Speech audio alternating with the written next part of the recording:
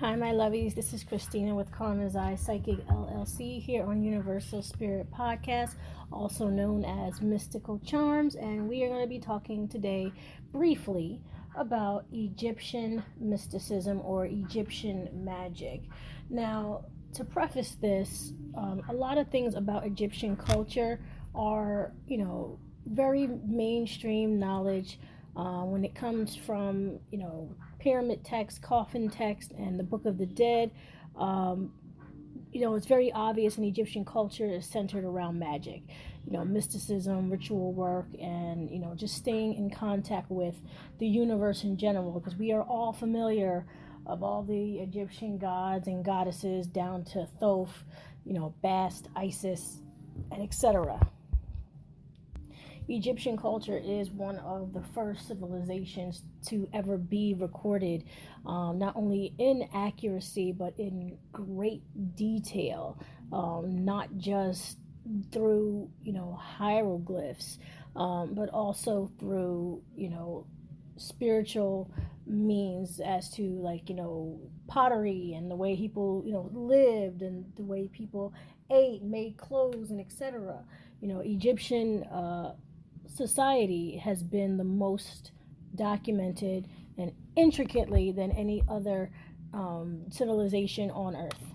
There are also implications in Egyptian documentation that there are other worlds and other planets and other beings here on earth and here outside of earth.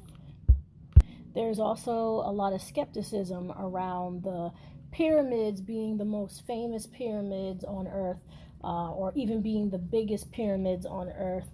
But some people would disagree to say that they might have been the first pyramids constructed on earth, but it has been disproven that they are the biggest, because we have found pyramids all over the world. In fact, there are more pyramids for some reason in the United States than there are, in fact, in Egypt. There are some artifacts and some mountains that you can go to in the United States that actually have Egyptian hieroglyphs on their walls and caves.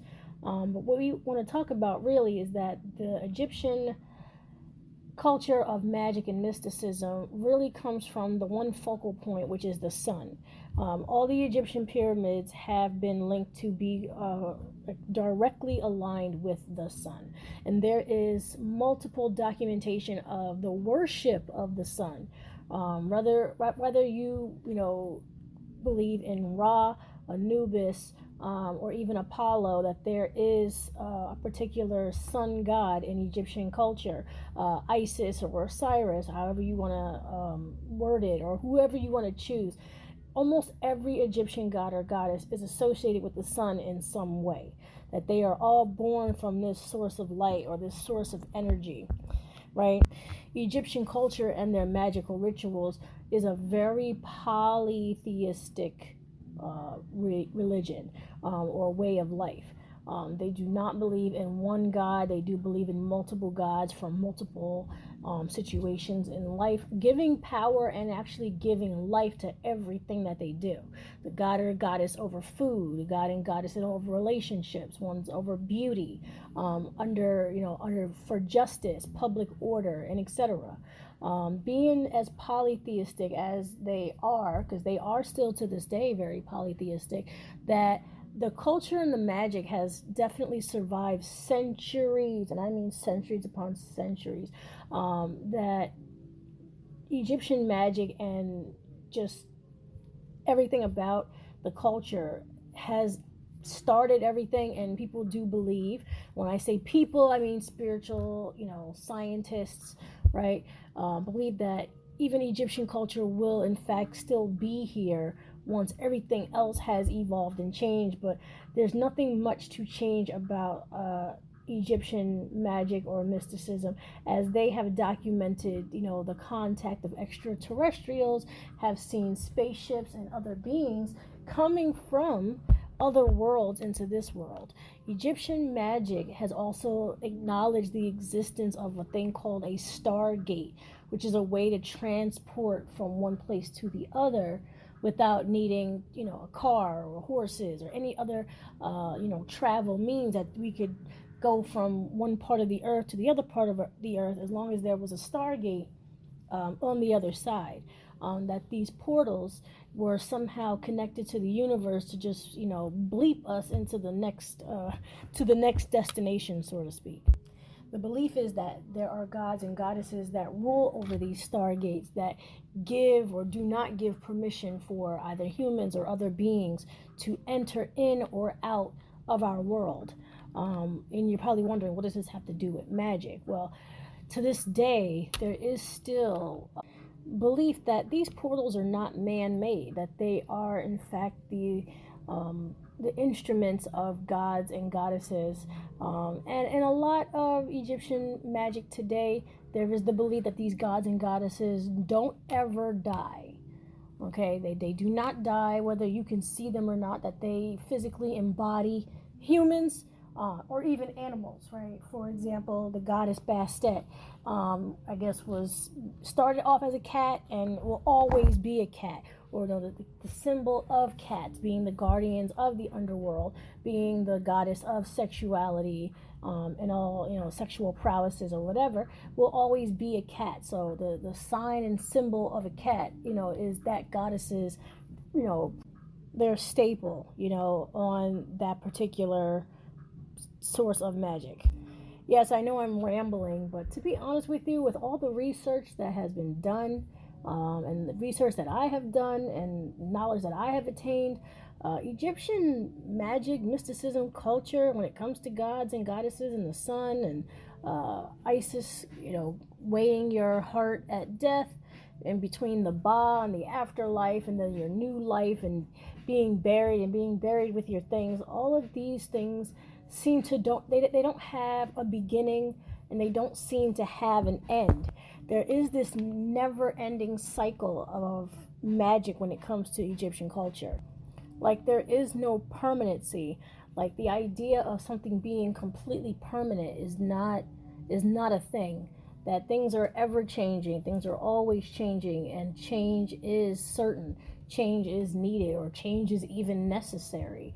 I think that's really interesting from a culture that hasn't changed very much, at least in the way it looks, right? Even though Egyptian culture and spirituality has become more modern looking, it has definitely stayed in its roots of being, staying to the, what is it, meat and potatoes, or the dirt and dust of what the original stuff is made out of. Still upholding itself to this day, thousands, if not hundreds of thousands, or even millions of years later. A lot of ancient hieroglyphs even pertain to this particular theme, that time does not stop, that time does not particularly end or even begin. It's like we just are, right? And that we embody gods and goddesses, and we are just pieces of them. And when it comes to, the actual, magical rituals, it really is to understand that we are not only small in this world, and we do have to appease a higher power. At the same time, with Egyptian culture, when we wear Egyptian artwork, or just stand between, understanding the power and the statues and the geometry of it all, that we ourselves are higher beings.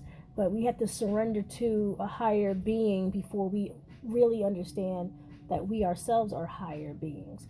If you are attracted to Egyptian magic and mysticism, it's very possible that you have been contacted by ancient ancestors, and there is something in you that needs to be awakened in your life. Because this, like I said, is a culture that will never die. It will cease to exist. It is the cornerstone of every religion, and every belief system, and every form of magic that there is out there, and every form of mysticism that has ever existed. The Book of the Dead is not the only book of ancient Egyptian magic. It is just the most popular book. And to be honest with you, it's fairly difficult to read, even when it's translated. It's fairly difficult to read. You can definitely tell that there was a way of speaking back in the old days that is just not pertaining to how we speak today. Very scattered, and I would say very encoded. Okay, like I myself, I actually have a few Egyptian tattoos on my body, just really feeling the energy and the spirits of my ancestors. But we in general would all have Egyptian ancestors if it is the cornerstone of time. If time never stops and time has never began, we all share a part of Egyptian mysticism and ancestry, just spirit wise, right? That we are in fact the living bodies of old spirits that have come again and again and again because we are supposed to. And this idea of reincarnation, and even when you're dealing with Egyptian artwork, right? Like that's just one thing, right? There's so many museums around the world that are still fascinated by their ideas about death and the afterlife when it comes to the mummies and their coffins, and how every single thing around them has some type of writing explaining what this is, what the purpose is.